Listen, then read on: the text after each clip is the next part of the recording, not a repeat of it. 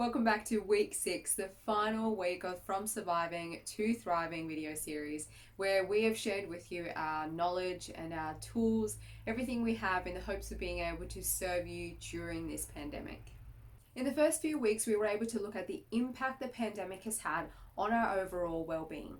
This gave us a really good opportunity for self-assessment and for introspection, and to put into place strategies to help us re-regulate where we're at. Then we were able to look on either side of us to relationships and to community and growing in virtue within those relationships. Then we took a look ahead and above to God so that we don't lose sight of our identity as children of God and as redeemed brothers and sisters in Christ. Now that we've spent time fixing our eyes on Christ and being in the gaze with our Father, it's time that we give the gift that we have received and share that with others. At the end of every Mass, we're told in a variety of different ways to go, that the church has been sent forward on a mission. And our response to that of thanks be to God is not meant to be some passive thanks be to God, that's over. No. In part, it is about gratitude, about being thankful for the nourishment of the gift of the body and blood of Christ. But also it's an acceptance. It's a firm acceptance and resolution that we will go, and make disciples, and we will go and share the good news. Our circumstances to go out may look different, and we may not have Mass right now, but our mission to go remains. To go into our families, to go into our households, into our online communities, and into our relationships with each other. So that in being more Christ-like ourselves, we can help to bring others to the faith. We can help to deepen their relationship with God. And so as Christians, we need to step away from distractions and from fears and step into the vulnerable, the uncomfortable, and the intimate relationships that we've been gifted. Here is where we need to go and make disciples. So how do we do that in our homes? We serve and we bear witness. Make resolutions, yes, but let's also make concrete plans that allow those resolutions to flourish. Set smart goals, like we talked about in previous videos, nothing vague. Commit to at least one thing, one tangible thing that you will do per person within your household.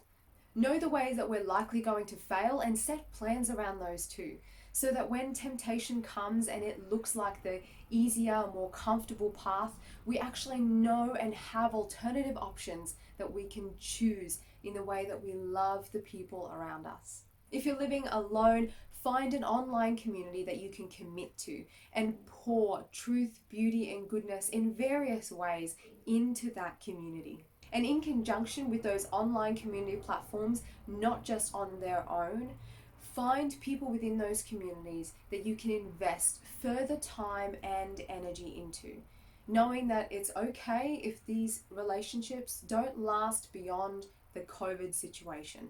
That does not mean that we ditch them when the circumstances change.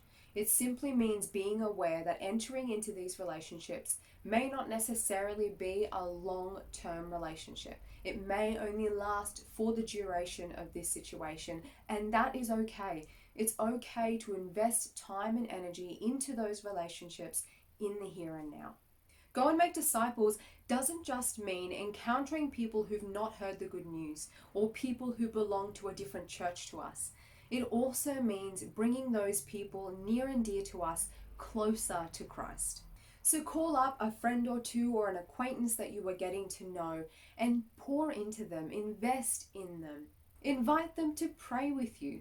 Talk about what's going on and where you can be more intentional in prayer for their intentions. You could even open it up to a small group and run a book study, or maybe pick up scriptures and do a Bible study together.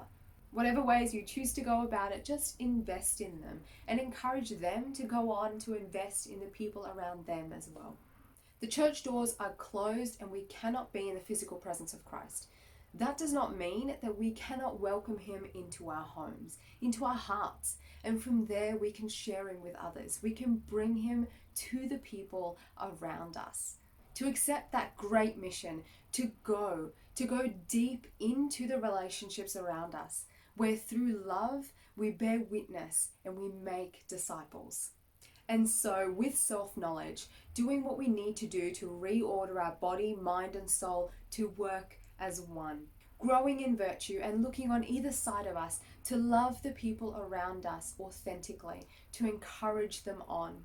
And then to look ahead and above to God, where we find rest and rejuvenation in His gaze, knowing who we are and who we're called to be. And from within that gaze, to go out and make disciples. This is how we as Christians go from surviving to thriving. And that is the end of our 6-week program. I hope there was something in that you found useful, that helped during this time.